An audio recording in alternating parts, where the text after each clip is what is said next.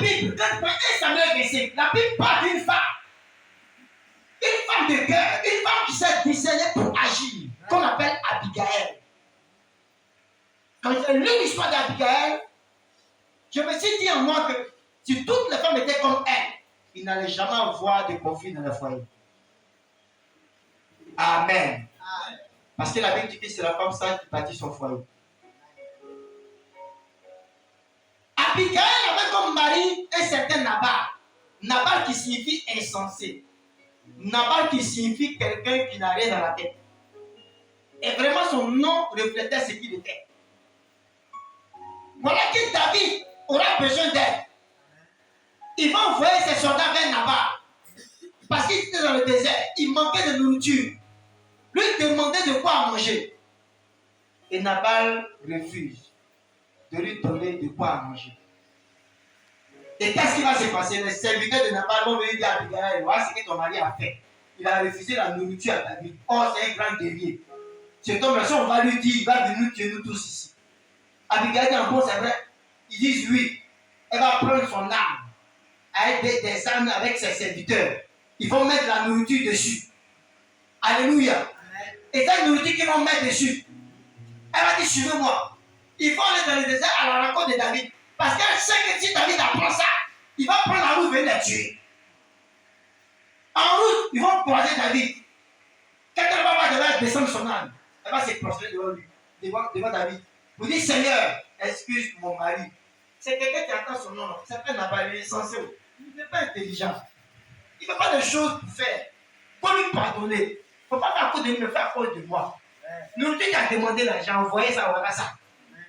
David va les femmes là jusqu'à. Il dit, toi, ceux qui a sauvé tout un peu. C'est pourquoi, après la mort de Nabal, David a pris Abigail comme sa femme. Alléluia. Amen. Elle était femme d'Assyrus. Cette femme s'appelait Esther. Alléluia. Amen. Elle a décrété un jeûne de 3 jours pour son peuple.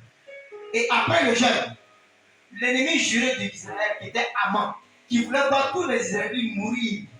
Lui-même là, il a été pendu son propre poids. Après 3 jours de jeûne sec. Alléluia. Je vais encore citer d'autres. Alléluia. Quand tu prends Luc, à partir du chapitre 8, verset 1 à 3, on va lire ce passage. Ici, on parle de Jésus lui-même. Alléluia. Luc 8, le verset 1. Ensuite, Jésus allait de ville en ville et de village en village, prêchant et annonçant la bonne nouvelle du royaume de Dieu. Les 12 étaient avec lui et quelques femmes qui avaient été guéries d'esprits malins et de maladies. Marie, dite de Magdala, de laquelle étaient sortis 7 démons. Jeanne, femme de Chuza, intendant d'Hérode, Suzanne et plusieurs autres qui l'assistaient de leurs biens. Ici, on parle des femmes, on ne parle même pas d'hommes des hommes. Alléluia.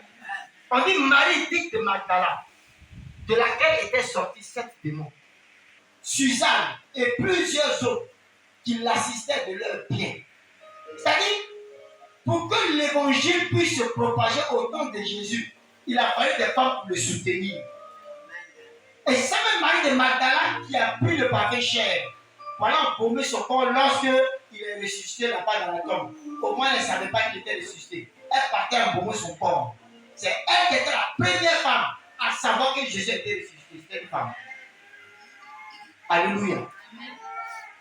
Je cite tous ces exemples pour vous dire que la femme, et je peux dire la cheville ouvrière du plan de Dieu parfait sur la terre. C'est pourquoi Dieu a besoin de vous femmes pour que son évangile puisse évoluer. Pour que son évangile puisse grandir. Mais ça en sera que le diable se sert de vous pour faire n'importe quoi. Et aujourd'hui, la femme est vilipendée dans les églises. Tous les mauvais comportements, les mauvaises attitudes viennent des femmes dans les églises. Et ça, c'est le diable qui fait ça. Tout ça que tu perds ta bénédiction, pour que tu perds tes grâces. Alléluia.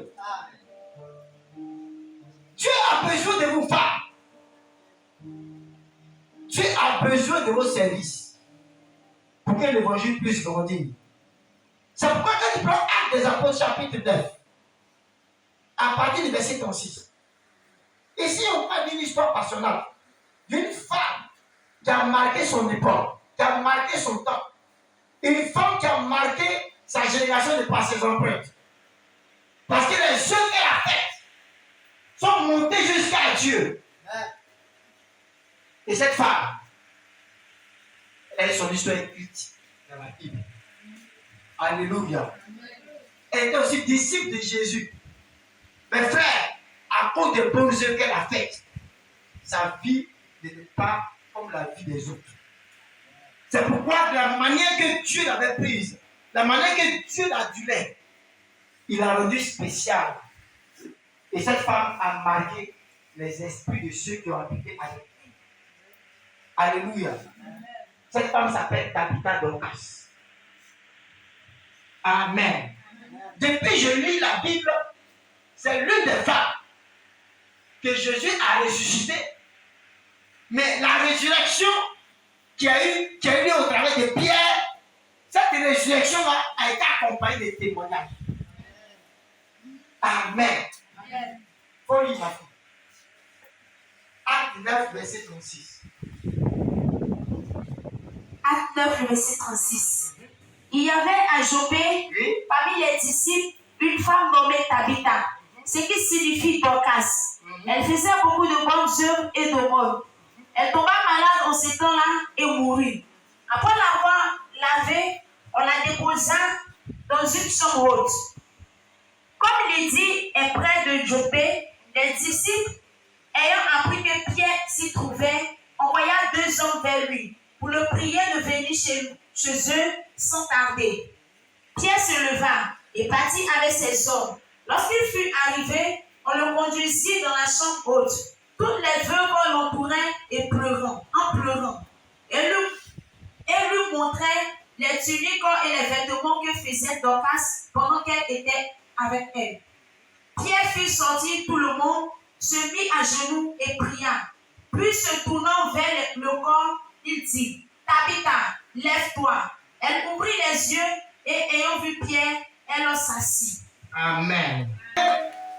Il a dit que Dieu, souvent dans son plan, il fait des choses pour nous apprendre de bonnes choses.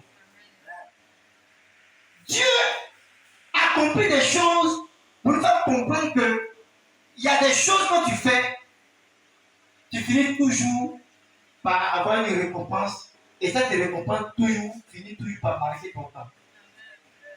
Cette femme, ce qui me plaît, c'est que les gens mentionnent noir sur blanc qu'elle faisait de bonnes œuvres et elle faisait beaucoup de monde. C'est-à-dire que sa particularité, c'est le donner. Et elle ne donnait pas pour donner, sans que pour plaire à quelqu'un. Elle le faisait par compassion, elle le faisait par amour, elle le faisait tout ça pour que Jésus-Christ soit vu dans ce qu'elle fait. Parce qu'en réalité, tout ce que nous faisons sur la terre, il faudrait que ça soit Jésus qui soit glorifié dedans. C'est pourquoi tu veux faire quelque chose. Et que tu le fais pour qu'on te voie, tu le fais mal. Alléluia. Tu le fais mal. Le problème n'est pas d'aller divulguer ça. Le problème là, c'est que ceux à qui tu fais là, et ils témoignent de toi.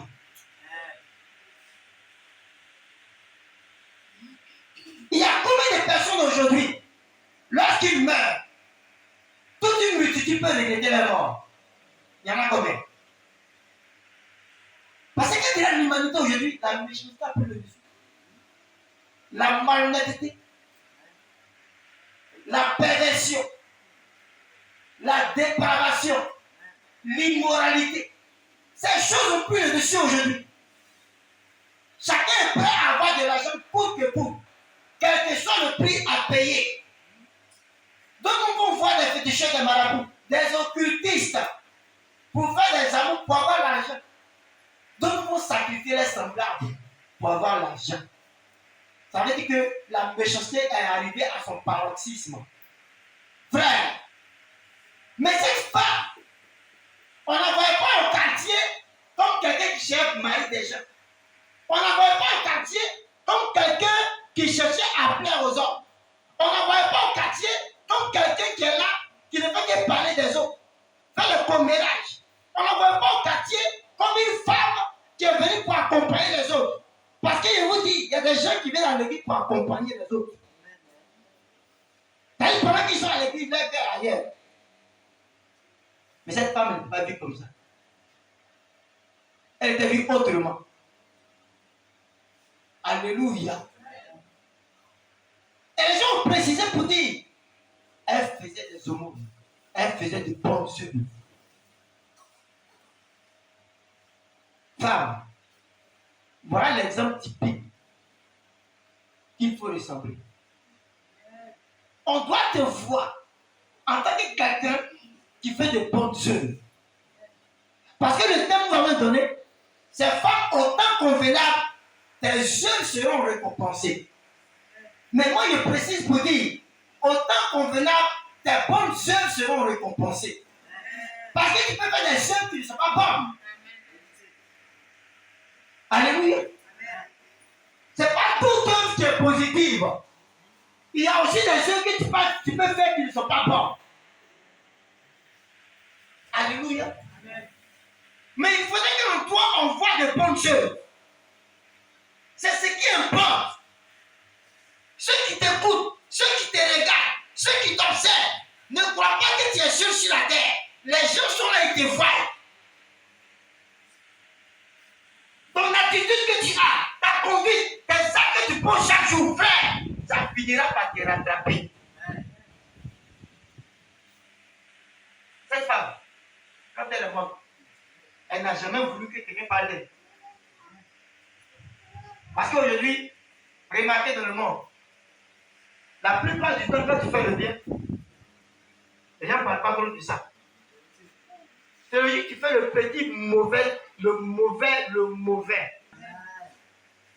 Ça veut dire quoi? Ça veut dire que toi, femme, tu as intérêt à demeurer dans la vérité. Du moment que les gens vont parler à ta faveur, en bien comme en mal, qu'est-ce que tu dois faire? Tu dois faire attention à ce que tu fais comme œuvre. Alléluia.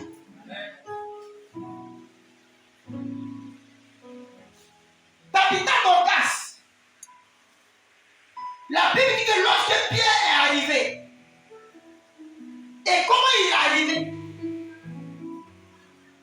Ils étaient obligés de déplacer Pierre. Parce qu'il n'était pas venu à cause de Tabitha. Amen. Quand il lit bien, on dit qu'il y avait à choper une femme nommée Tabitha. C'est ce qui signifie Dorcas. Mais comme l'île était près de choper, après la mort de Tabitha, on envoie Pierre, voilà, on envoie les gens pour l'appeler Pierre là-bas. Pourquoi? Parce qu'on dit, Tabitha, elle ne mérite pas la mort. Il y a quelqu'un, souvent tes yeux parlent en ta faveur. Je vais vous dire une chose.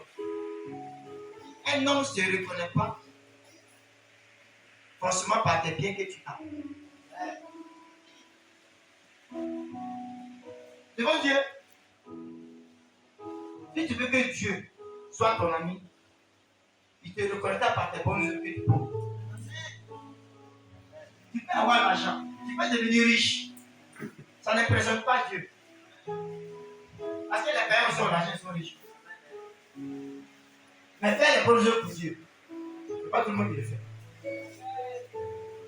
Il faudrait que ton identité soit ça. Faire les bonnes œuvres. Quand quelqu'un parle de toi, il voit en toi quelqu'un qui fait les bonnes œuvres. Alléluia. Parce que vous dites, il y a un salaire en cela. Tu ne pourras jamais perdre ta récompense.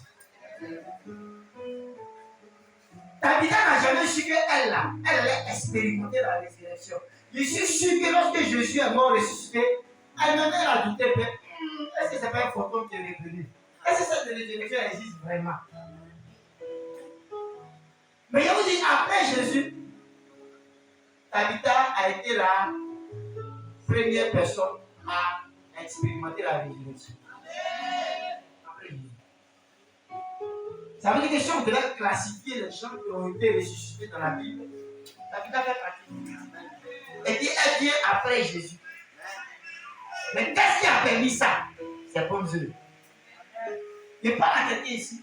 Je parle à une femme ici. Tu veux que ta vie ressuscite? Ta carrière est déjà foutue. Peut-être. Les gens t'ont déjà oublié. Tes parents t'ont abandonné. Mais pour que la résurrection vienne de ta vie, ce sont tes bonnes yeux qui parleront en ta faveur. Alléluia. C'est pourquoi quand tu es femme et que tu donnes une église, il faudrait que tes œuvres parlent en ta faveur. Il faudrait que tes œuvres te dévancent. N'entends pas souvent qu'on te demande de faire telle chose. Il faut discerner pour agir. Personne n'a dit à Tabitha de confectionner des habits pour donner aux enfants. Personne n'a dit à Tabitha de confectionner des pagnes pour donner aux femmes. Personne. Et il se passe sûr qu'elle était millionnaire. Elle avait ses maigres moyens à elle. Mais dans ses maigres moyens, elle a discerné, agi. Et Dieu s'est souvenu de ça. Il y a des gens qui pensent que pour faire l'œuvre de Dieu là, ou même pour soutenir l'œuvre là, il faut avoir des millions. Dis à ton voisin, il faut refuser cette parole. Elle n'était pas milliardaire, mais elle pensait aux veuves et puis aux orphelins. Elle s'oubliait souvent. Elle confectionnait des habits. Elle tricotait des habits pour donner aux enfants des veuves. Et elle faisait avec bon cœur. La Bible dit, à cause de ses aumônes et de ses bonnes œuvres, quand elle est morte, ils ont refusé qu'elle meure. J'ai dit, à cause de tes bonnes œuvres, ils vont refuser que tu meurs. À cause de tes bonnes œuvres, ils vont refuser que ta maison meure. À cause de tes bonnes œuvres, ils vont refuser que tes enfants meurent. À cause de tes bonnes œuvres, ils vont refuser que ta famille meure. Les gens ont refusé que ta vie meure. On dit les bonnes personnes comme ça ne doivent pas vite mourir. Ils sont partis à l'île pour appeler Pierre. On dit il y a une femme ici, elle ne mérite pas la mort. Dieu fait quelque chose pour elle. Le témoignage de cette femme a soulevé l'onction dans la vie de Pierre. Et Pierre s'est déplacé de l'île à Jopé. On allait prier pour cette femme. Mais est-ce que toi, ton témoignage peut soulever quelqu'un depuis le Maroc, depuis les Angleterre, depuis les États-Unis, depuis ils ont prier pour toi? Alléluia. Parce qu'il te dit, il y a des rencontres que tu fais, frère, ta vie est obligée de changer. Parce que c'est Dieu qui permet les rencontres. Alléluia. Pierre n'était pas obligé de partir là-bas. Et en plus de cela, à Jopé, Tabitha n'est pas la seule femme qui est morte là-bas. Il y a beaucoup de personnes qui sont mortes autour de Pierre, mais il ne les a jamais ressuscités. Et quand tu prends l'histoire même de la Bible, parlant de Pierre, il a ressuscité combien de morts? Hein? Il a ressuscité combien de morts, Pierre? Quand vous regardez dans la Bible, à part Tabitha, il a ressuscité qui encore? Mais vous m'avez pas me dire que dans la Bible, à part Tabitha, les gens ne mouraient pas. Même dans sa ville, Pierre lui-même, est-ce que les gens ne mouraient pas là-bas? Mais c'est pas tel Jésus. Mais pourquoi c'est Tabitha qui ne mérite pas de mourir et on appelle Pierre pour aller la ressusciter? Je te dis quelque chose aujourd'hui. Tu es un chrétien qui vient à l'église, ne serait-ce que pensant avoir une rémunération par rapport à ton travail, par rapport à ton foyer, par rapport à ta situation, Ce n'est pas mauvais. Mais il te dit une chose. Ce qui peut soulever la puissance de Dieu depuis les cieux afin de mandater quelqu'un venir prier pour toi. Ce sont des bonnes œuvres.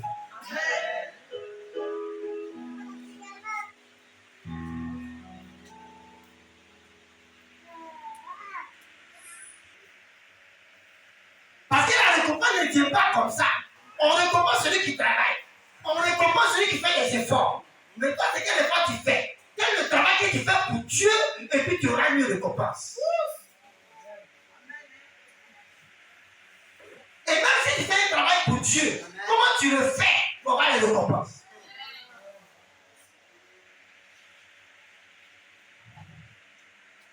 Alléluia.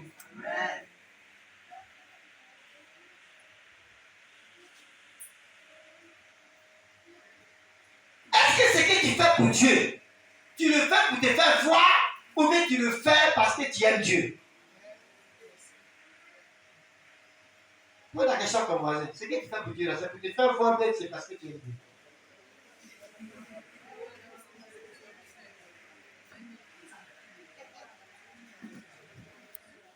Amen. La Bible dit, selon Colossiens 3, verset 23, il dit tout ce que vous faites, faites-le de bon cœur, comme pour le Seigneur et non pour des hommes. C'est ce qu'il a dit.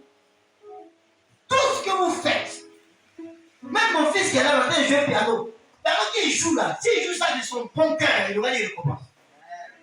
Mais s'il joue ça pour jouer, Dieu t'essaie. Si tu le fais de bon cœur, n'essaie pas pour que Dieu soit glorifié dedans, pour que l'intercession que tu fais là, ça va agir dans la vie des gens. C'est que tu seras récompensé. Mais si tu le fais autrement, oui.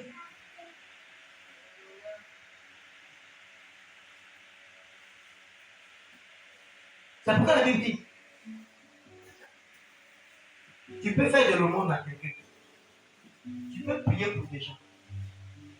Tu peux même faire des délivrances des gens. Mais si tout ce que tu fais, l'amour n'est pas dedans, tu fais rien. Est-ce que c'est que tu fais la Dieu? Est-ce que tu fais ça par amour?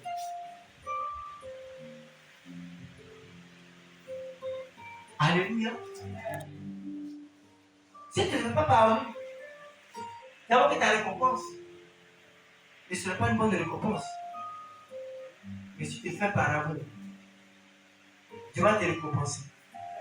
Et tu seras satisfait de cette récompense. Tabitha, elle posait les actions, elle ne demandait rien en retour. Elle le faisait, je peux dire de manière littérale. Parce qu'elle avait l'amour de ces personnes.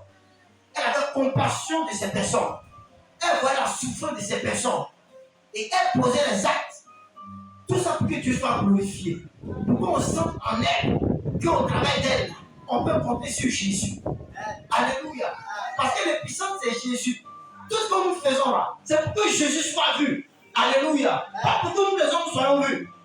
Et peut-être que lorsqu'elle faisait ces choses, peut-être qu'elle ne comprenait pas la teneur de cette chose. Sinon qu'elle ne comprenait pas, je peux dire, l'élan de cette chose. Mais après sa résurrection, elle a compris que les actions qu'elle posait étaient préjudiciables pour elle. Cela était favorable pour elle. Et c'est ainsi que les gens ont compris que quand tu fais de bonnes choses, Dieu finit par te récompenser. Parce que lorsqu'elle est ressuscitée, les gens sont venus voir sa résurrection, mais beaucoup ne croyaient pas. Amen. Et quand tu lis, la Bible dit, il y a des gens qui ont commencé à adorer le Seigneur. Après sa résurrection. Les gens ont commencé à adorer le Seigneur. C'est pourquoi il te pose la question. Ce que tu fais comme œuvre de Dieu, tu le fais pour qui? Demande à ton voisin.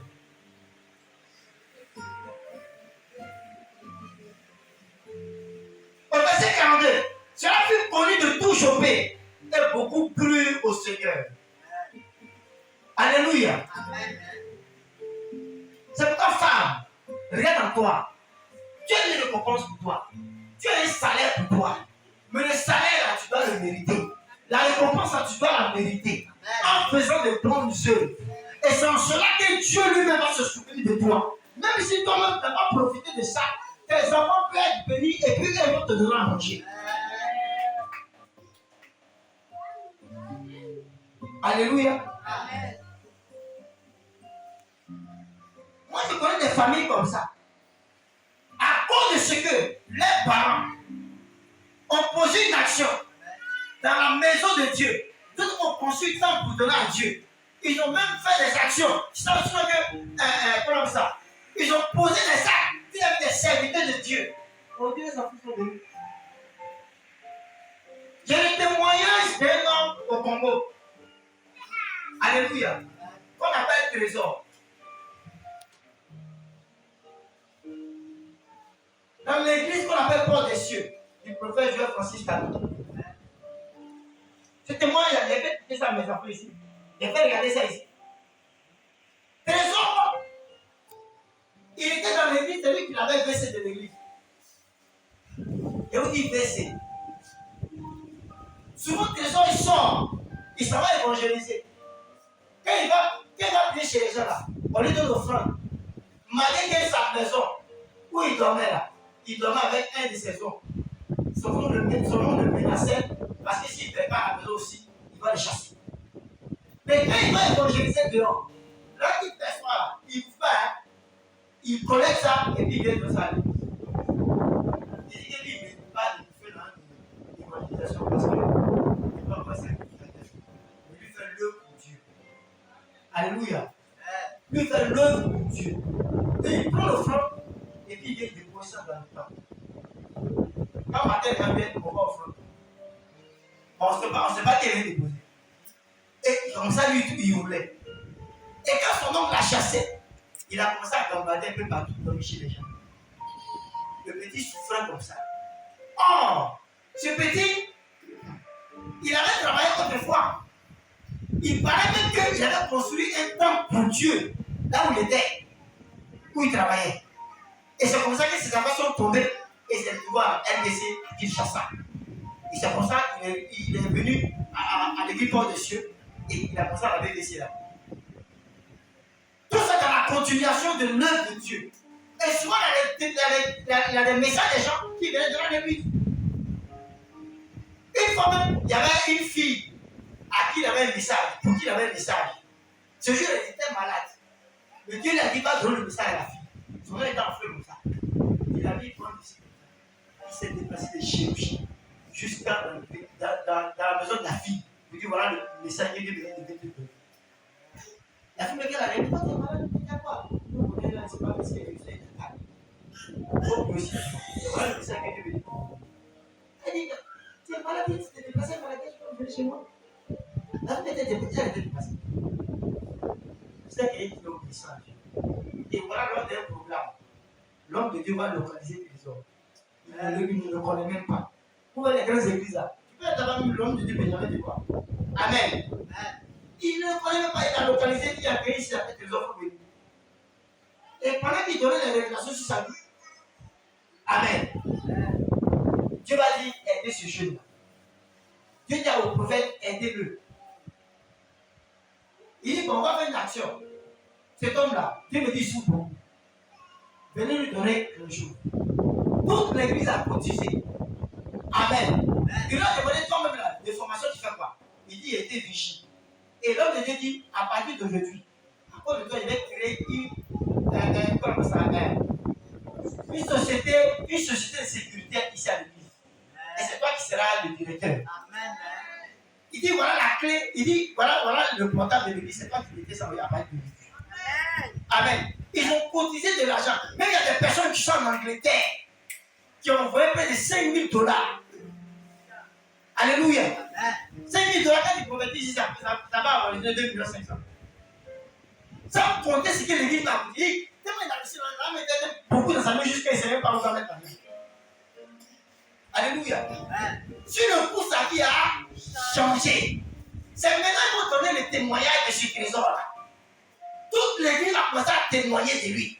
Papa, vraiment, il y a des témoins qui viennent. Donc on veut témoigner. Ah, vous voulez témoigner de lui? Ok, venez. Tous ceux qui veulent témoigner, venez. Papa, désolé. Non, c'est un bon enfant. J'ai dit, c'est lui, il s'en évangélisé. Ils ont commencé à dire ce qu'il fait maintenant. Il s'en évangélisé. On lui donne offrande. Il vient de poser à l'église.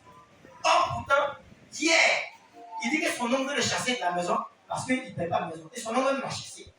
Il ne sait pas où attendre. Il est venu au pasteur. Mais il met un message. Il ne sait pas où attendre. Mais malgré son lui donne l'argent, il vient de poser à l'église. C'est monsieur le bizarre. On te demande l'argent, on te dit, on te donne de l'argent, tu te poses à l'église. Il vous dit, qu'est-ce que tu as trésor? La dernière fois, il y avait mon message. Il était malade. Dans sa maladie, il s'est déplacé jusqu'à la ville de donner mon message. Avec cette session, j'ai pas un jour arrêté, toujours à l'intercession. Maintenant, le comte même on lui dit, papa, désolé là. Là-bas où le temps d'Équateur, là, c'est lui qui a construit le temple de l'église qui était là-bas. Donc, il a passé sa tête. Il dit, voilà. Il dit, c'est à cause de ça que c'est souvent de lui. Mais est-ce que trésor, pendant qu'il faisait ça, il avait imaginé qu'un jour, il allait se retrouver dans une telle situation, un tel cas, où on va le mettre au devant de la scène comme ça pour lui donner quelque chose? Jamais. Parce que ça allait chez lui. Il a posé l'action. Et des années plus tard, ça l'a rattrapé. Je vous dis, sa vie a changé. Et pour finir, vous savez le comme c'est quoi? L'homme de Dieu lui a donné lui sa propre voiture. Il avait une Hyundai 4x4 blanche. Il a donné sa trésor. Il dit trésor, tu dois la clé de ma voiture. Et il est devenu directeur de société de sécurité. De Dieu, il a une voiture. Il a eu l'argent. Et ça là, la vie de trésor a changé. À cause des œuvres qu'il a fait. Ça ne peut pas te poser la question. Souvent, tu demandes beaucoup à Dieu, mais toi, tu as fait combien pour Dieu? Alléluia. C'est vrai, tu demandes beaucoup à Dieu. Hein. C'est pas mauvais, c'est bon. Mais toi-même, là, tu as fait quoi? Et puis, Dieu n'a qu'à se souvenir de ça pour te dire. Qu'est-ce que tu as fait pour que Dieu te récompense? Alléluia. Amen. C'est la question qu'elle a.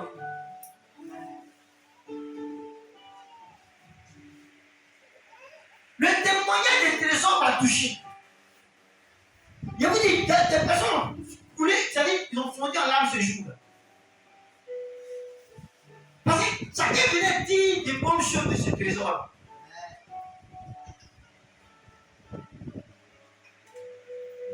Maintenant, aujourd'hui, je te comporte bien. Demain là, c'est un autre comportement on voit. Aujourd'hui là, on voit un bon comportement. Demain là, c'est un autre univers on voit. Après demain, on voit un bon comportement. Le surlendemain, c'est un autre univers on voit. Mon autre vie là, c'est mi-fille, mi-raisin. Ça va en haut, ça va en bas. Ça va en haut, ça va en bas. C'est pourquoi cette position va en haut. Et puis après ça vient vite en bas. Après ça va en haut, après ça vient vite en bas. Frère, c'est comme ça la vie. Tu veux que Dieu te localise, il faut faire les bonnes œuvres. On doit témoigner de toi. C'est pas toi qui vas parler, c'est les gens qui vont dire. La Bible dit que nous sommes entourés d'une multitude de témoins. Viendra lorsque tu comprendras que tes œuvres parleront en ta faveur. Alléluia. Il dit que tes œuvres parleront en ta faveur. Amen. Hein? Et regardez, ici, parlons du salut. La Bible dit que nous sommes sauvés par la grâce et par le moyen de la foi. Mais il y a une parole qui dit que nos œuvres vont nous accompagner. Alléluia. Ce côté-là, on ne parle pas trop de ça. Mais c'est vrai, nos œuvres nous accompagneront. Parce que la récompense que tu vas recevoir au ciel là, elle sera proportionnelle à des œuvres que tu vas faire sur la terre. Si tu as fait de bonnes œuvres et beaucoup, tu auras beaucoup de récompenses au ciel. Nous tous là, on ne va pas revêtir le même vêtement. Nous tous là, on ne va pas revêtir la même couronne. Chacun de nous sera déterminé selon ses œuvres sur la terre. Parmi nous, il y a des gens qui seront des anges au ciel. Oui, vous serez des ailes. Si tu es sauvé, hein, D'abord, il faut sauver d'abord. Et il a été dit que la plupart des gens qui marchent par l'esprit seront comme des anges du ciel. Par les témoins qu'il a reçus. Ceux qui marchent par le Saint-Esprit seront comme des anges, seront des êtres du ciel. Je pense que tu seras un ange du ciel. Je dis, je crois que tu seras un ange du ciel. Je prophétise que tu deviens un ange du ciel. Alléluia. Soyons bénis. Donc ce soir, c'est un peu cette parole que j'avais pour le premier jour.